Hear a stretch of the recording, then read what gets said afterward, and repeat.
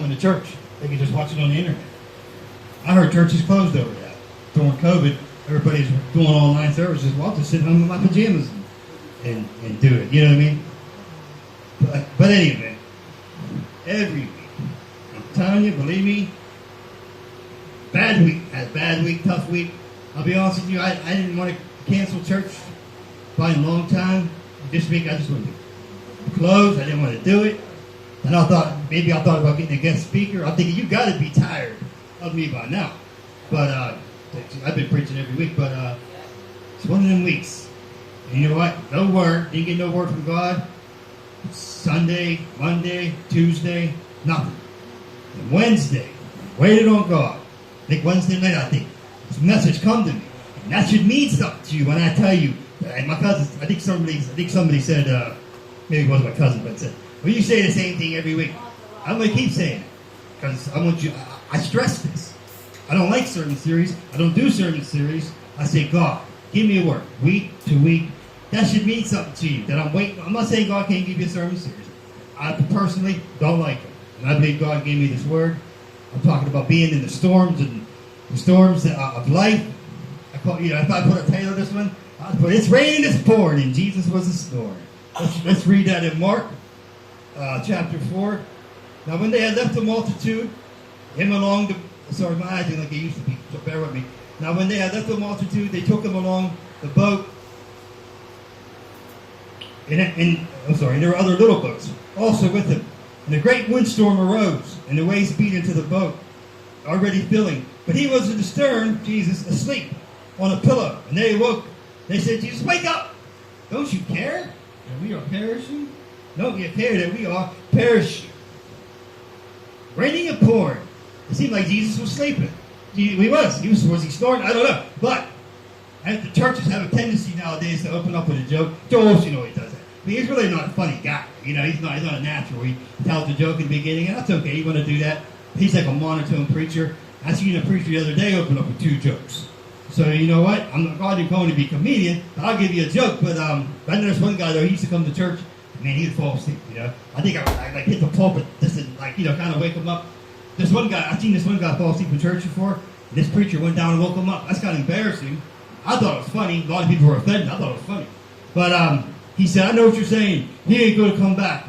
He ain't here now. He ain't here now. But this one old guy, he'd fall asleep in church snoring loud. And the grandmother, or the mother, his wife, they were grandparents. And she was embarrassed. So she'd pay her little grandson a nickel. So every time he falls asleep, wake him up. And so it worked for a while. So then one day he snored away, and that little kid didn't do nothing. So finally, she said, I'm giving you a nickel to keep him awake. He said, Granddad gave me a dime to let him sleep. But I'll tell you what, when it rains, it pours, doesn't it, sometimes? Hard times, things happen, trouble. I had some troubles this week of my own, and it happened suddenly sometimes, without warning. You know, it's like I had some problems lately in life, and somebody said to me, well, you know, you're supposed to be a minister. Like this happened, trouble with my car, trouble with this, trouble with that. But you know the Bible says, the rain falls on the just, unjust alike. I was running after my church, and somebody like, this person reached out to me, he goes, well, since you're a church, he was showing me like all these buckets in his house, like it was raining down, like in his house, like, you know, had a leak or something. I almost did it, or I thought about it, but I didn't do it. I said, yeah, I got buckets over here on the other side of our church. In most churches, they water ain't leaking coming through the roof, but it's hard to think. It's tricky. Nobody knows where. I've done it for myself. But, you know, I was going to send a picture. It was saying, rains and pours, dude. A lot of that going around. You know what I'm saying? We all got our troubles. We all got our problems. Amen? And the disciples, they were on a mission from God. God was calling them to do something, and they went into a terrible storm. You know what I'm saying? A terrible storm hit them. And I want you to know something tonight. I don't care how good. I don't care how godly. I don't care how close to God you are. I don't care how close to God you think you are. If you're a Christian and you love God, sooner or later, you're going to go through a storm. You're going to go through a tough storm. And it doesn't matter if you're a disciple. It doesn't matter how close to God you live. Amen? I'm going to tell you something else. Even Jesus was in the boat. God was with them. God was with them, and they still went through the storm. You believe that? Even God was with them, and they still went through. I mean, I like to have seen this storm. I mean, these were experienced fishermen in the Sea of Galilee. You understand? I mean, they're used to that kind of thing. But this must have been a bad one, and they were fearing for their life. This, Sea of Galilee is real more like a big old lake. And I ain't here to give you all the details about that. It's way below sea level. The mountains are up there, and just like that, he said it could be like calm as bathwater, and all of a sudden, just like life, suddenly a storm could come. I seen this video. They had 10-foot waves up there, just like Lake Erie gets like that, 14 feet. I seen this girl show me these videos one time. I thought she was at the ocean. She goes, no, that's Lake Erie. Just a simple little lake could get those big waves, and they were fearing for their life. Just like that, all of a sudden, you could find out you got cancer. Your wife could say to you, or your husband, I want a divorce. Suddenly, you didn't see it coming. That's something terrible happened to me. Didn't see it coming this week. Suddenly, them storms come. Just like that. In this life, you are going to have trouble. And I would think like, well, Jesus had to know. He had to know the storm was coming. That's the Son of God. Why would he tell them to go out on that boat? You understand what I'm saying? He knew the storm was coming, but he sent them anyways. They went anyway. But God knows what's ahead. God's prepared. I was just reading this about this happened. Hurricane Katrina. They lost his family. This couple. They lost everything, and they were trying to get to Atlanta. They were in the water in their house trying to salvage whatever they could, and they needed. Let's just say it was $144. Just to say, exactly what they needed was like they found like in a picture. Like God knew what's ahead. Amen. $144. You know the crazy thing is? That happened to me. Not once, twice. I should have documented it. I should have wrote it down. I had a bill like a shut-off notice, always shutting the power off down here. But it was like $300. Let's say it was $344. And I believe, if I can remember correctly, I found exactly. That's what I got. Not 341, not 345. Exactly. That happened to me actually twice. Twice. I needed like $880. I didn't get $879. $870. I got it. It was donated. Just like that. I got it. What's the point? Even though you go through the storm, God's already there, amen? God already knows. God already knew. Jesus already knew. There's a storm. The storms are coming. But don't worry. God is already ahead of that storm, amen? He's in the midst of the storm. He was in their boat. Jesus is there, amen? Amen. I'll tell you what. Sometimes God takes you. Sometimes God calms the storm.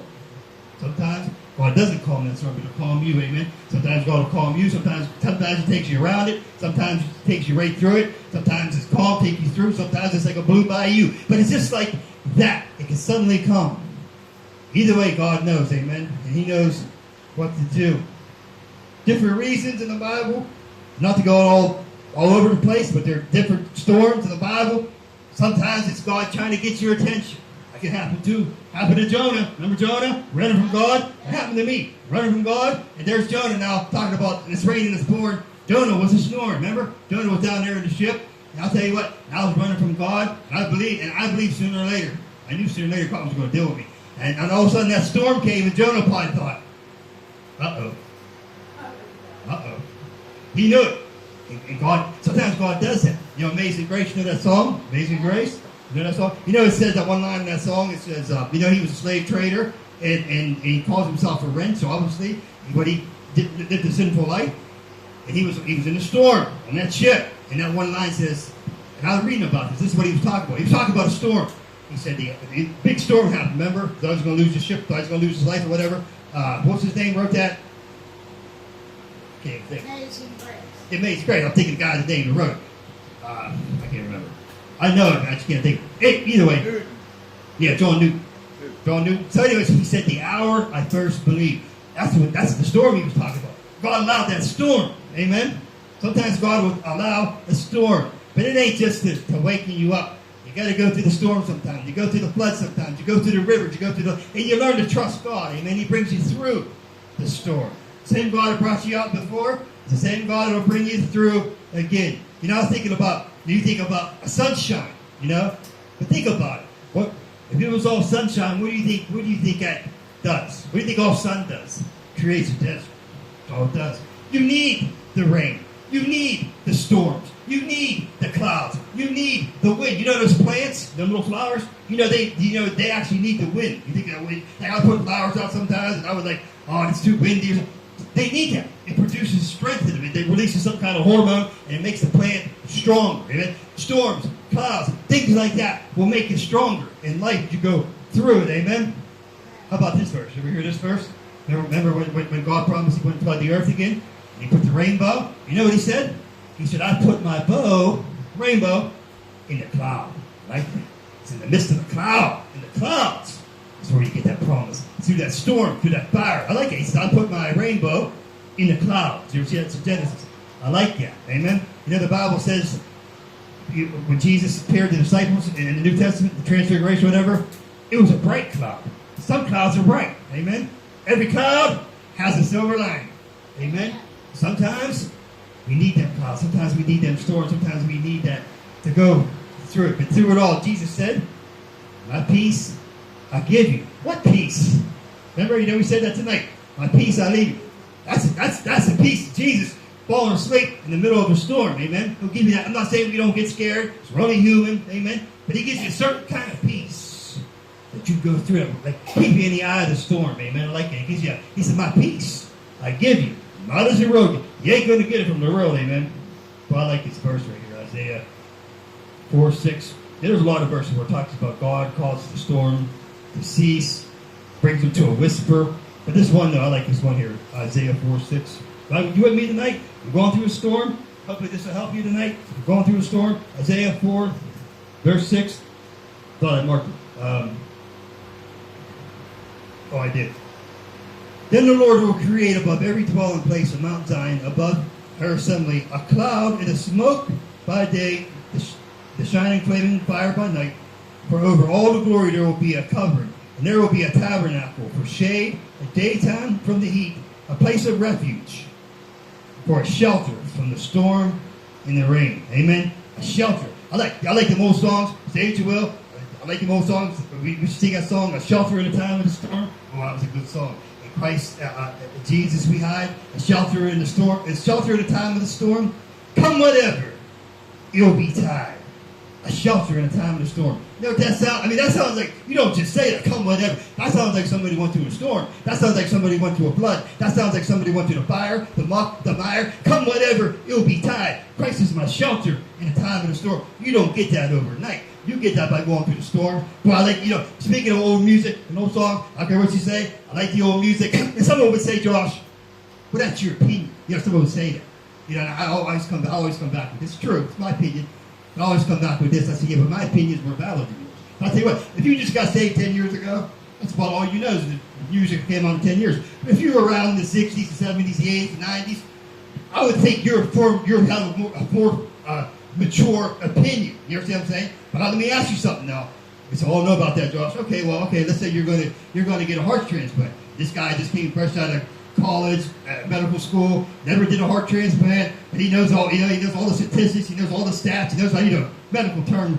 And all of a sudden, he becomes another doctor. He's done 100 heart transplants before, successful. Who would you rather have? Who's a better doctor? You say, what's your opinion? I'm guaranteed, most likely you're going to take the guy. You know what I'm saying? You're going to take that guy who has experience. Let me tell you something. I'll tell you what. You're going out to sea now, right? So you're going out to sea. There's this little kid, young guy, just came out of college, and he got his degrees. You know what I'm saying? He got a GPS. He got his little phone. He's got all the maps. He's got all this. You know what I'm saying?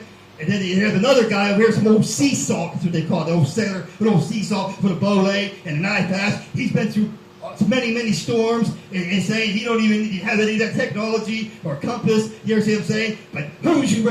He's been through hundreds of storms. I go with the old sea salt. I go with the old vet. You know what I'm saying? So don't say my opinion. But you know what I'm saying? But I believe that God wants to put you through the storm. God wants to get you weathered. You know what I'm saying? You see that wood that's been weathered and it just can endure? God wants to get you tough. God wants to get you strong. God puts you in the storm. God puts you in the fire and the muck and the mire. Then you come out, amen, stronger than when you went in. All storms are to strengthen you. Storms are, trials are to strengthen you, amen. I'll tell you what. Give me a minister. Give me a preacher. Give me a person that's been through that fire. Give me a preacher. But, we come out of, we don't go to seminary, and I'm not speaking it down. Study to show yourself approved. You get like a BBT, or they get called, or it's a degree in theology, and that's fine. You understand? But give me somebody that experienced pain. Give me somebody that experienced rain. Give me somebody who's going through it, amen. I pack a BLT. That's a big lettuce tomato. Because I know those things I didn't learn in Bible school. And I did go to Bible school, by the way. Amen. But you learn through experience. You learn through suffering. You learn through trials, the storms, the sail. Amen. Let me tell you what. I believe in this world, things are going to get harder, tougher. You better know who's in your boat. Jesus is in their boat, amen. You better be anchored in Christ. The Bible says we have an anchor. I'll tell you what, you think COVID or something like that was bad? I believe everything is going to shake, as the Bible says. It's going to be shaken. You better know the Lord, amen. You better have an anchor. You understand? The anchor is in Christ. It holds, amen. I like that, amen. Amen. Everything is going to be shaken. You know, and two more points. What Jesus said in the New Testament, the person that hears his word, talking about the storms, talks about the floods, talks about when they come, but the person that hears the word of God and builds his life on the word of God, Jesus said, he who hears my sayings and takes them and puts them into practice is like a man that built his house on the rock. Amen? Rains came, the floods came, beat against the house. The house stood. The house stood. The foolish person built his house on the road, on the sand.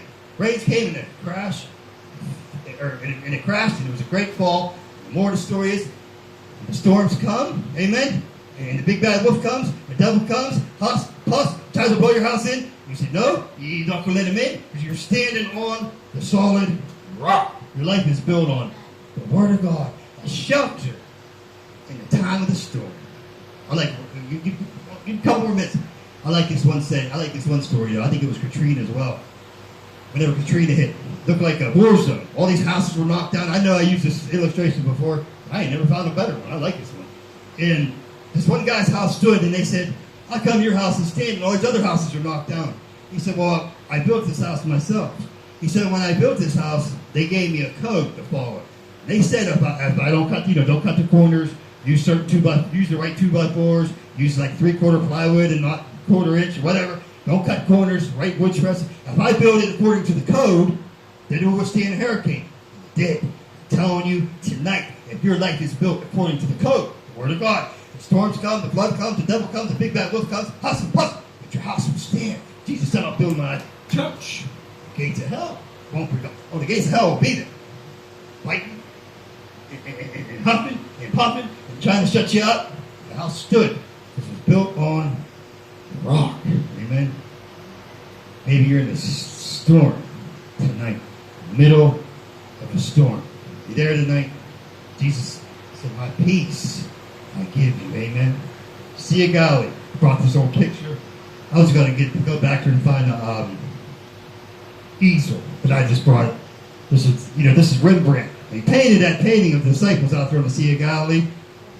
Rembrandt, I forget when they were painting this, 1600 years ago. You can't see it. See this video? Or you see this? Now, if you look at this picture, it shows Jesus there, shows the disciples in the boat. At your first glance, that's all you see. I think it's called, I'm trying to think what they call that as a word. I can't remember. The artists will put themselves in the painting. There's actually 14 there. It should be 12 disciples, and Jesus is 13. If you go up there, I can show you. You count them. There's 14. As experts believe that Rembrandt painted himself in that painting, a famous painting. You have to count. There's 14 there. He put himself in there. Amen. I like that. You know why? Because maybe that's you tonight. He's suffering from depression. Maybe that's what he was feeling at the time. And that's you now. And you're in that boat now. And the lightning's crashing. And the lightning's blasting. And the waves are crashing. And all against your boat now. And you feel like you're going down now. The disciples, don't you care that we're perishing? I mean, they saw the sea. They saw the sick healed. Water turned to wine by now. I've probably seen the dead raised by now. Jesus said, where's your faith at?